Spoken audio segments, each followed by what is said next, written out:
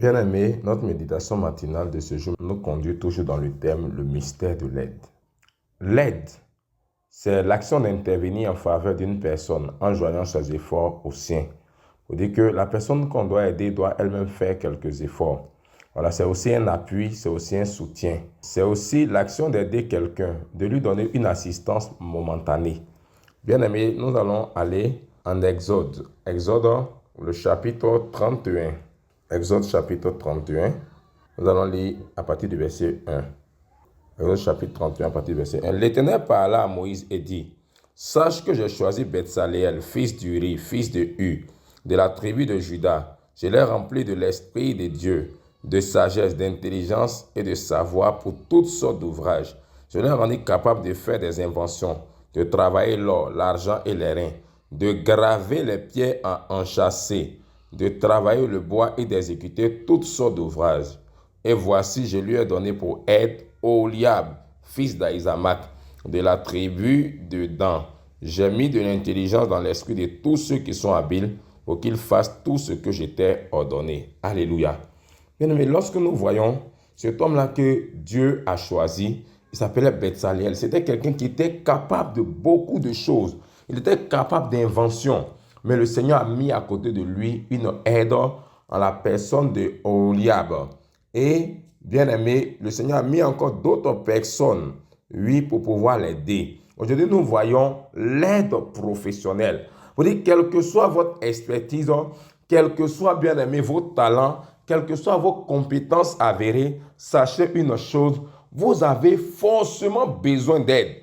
Bien aimé, tu ne peux pas travailler seul. Tu ne peux pas monter une entreprise, travailler seul du début, oui, à la fin. C'est-à-dire l'entreprise est en train de croître et tu penses être incontournable. Cela n'est pas possible.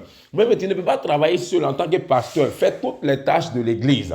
Oui, prier, chanter, faire la délivrance, rendre visite. Non, ce n'est pas possible. Mais dans le cadre professionnel, nous avons obligatoirement besoin d'aide.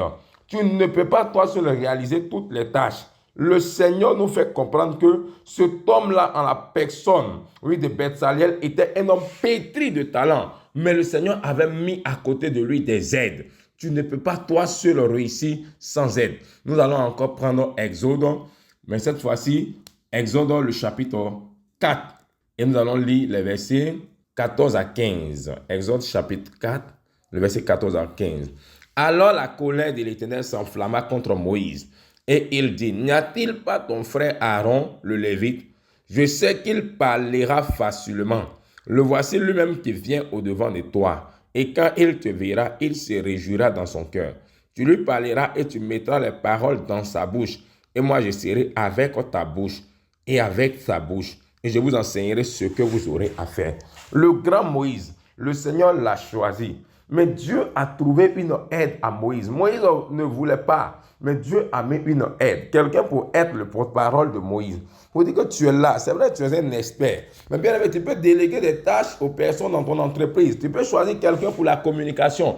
Pourquoi est-ce que forcément toi, patron, tu es emmené chaque fois à venir devant les gens pour pouvoir parler? Tu parles dans tout et dans rien. Et à cause de cela, tes paroles ne sont même pas respectées. Bien aimé, parce que tu veux être partout à la fois. Tu ne connais pas le rôle d'un assistant de communication.